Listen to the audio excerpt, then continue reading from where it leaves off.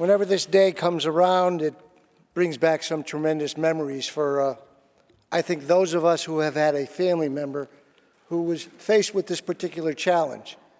And I call it a challenge because there's nobody in this room that is not challenged in one way or another.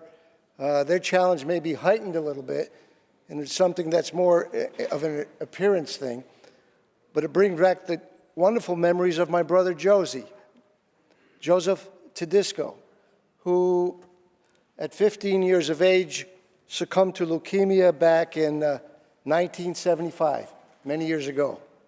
And I think about him, and if he was alive today with childhood leukemia, in the direction we've taken with the scientific knowledge, the medical knowledge, and the technical knowledge now, my father wouldn't have been with him, with us in the outer room, stroking his head in the hospital as he suffered through this terrible, tragic death he had from leukemia at the age of 15. I think if he was here today, or had been born a little bit later.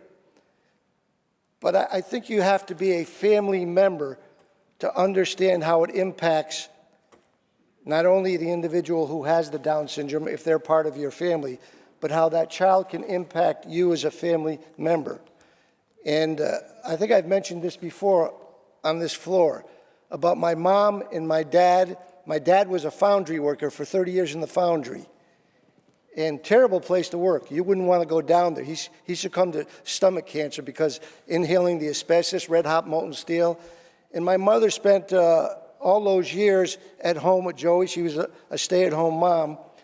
But I remember that they didn't have the situation where you would bring somebody in and they'd give a brief respite where they could go out to dinner or go to a movie. 24/7, we all had our duties. We all had to be there. My brother Tom, myself. But through it all, we learned a lot about unconditional love.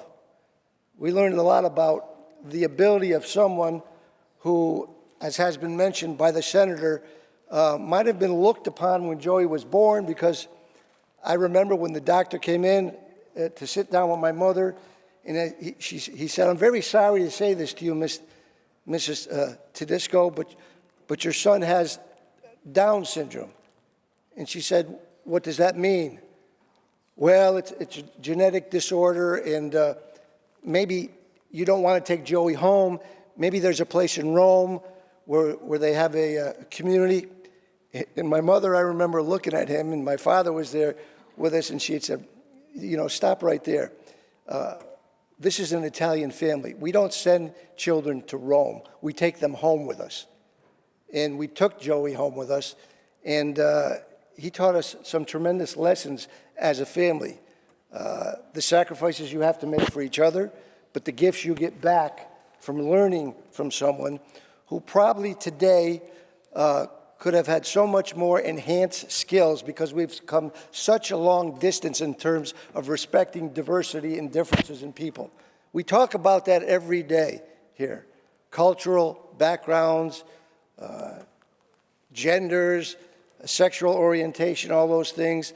But I don't think we talk about it enough maybe with what we might call disabilities. And I don't think we should even use that word for people who are challenged.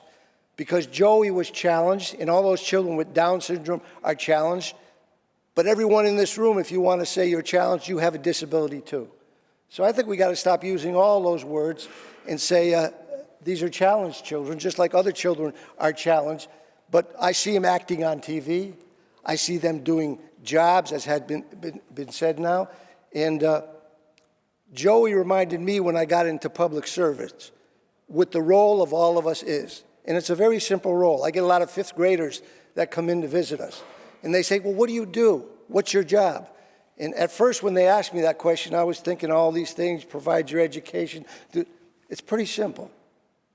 We are here as public servants on a local, on a state, on a federal level to do everything we can to remove the obstacles, to help remove the obstacles that are before every one of the constituents we represent, so they can be everything they can be with the God-given talents they've been given. Then just get out of their way and let them strive for it. And that's something that we have an obligation for every single one of our constituents that are challenged like Joey was. And I'm happy we've come this distance. but I think we got miles to go right now.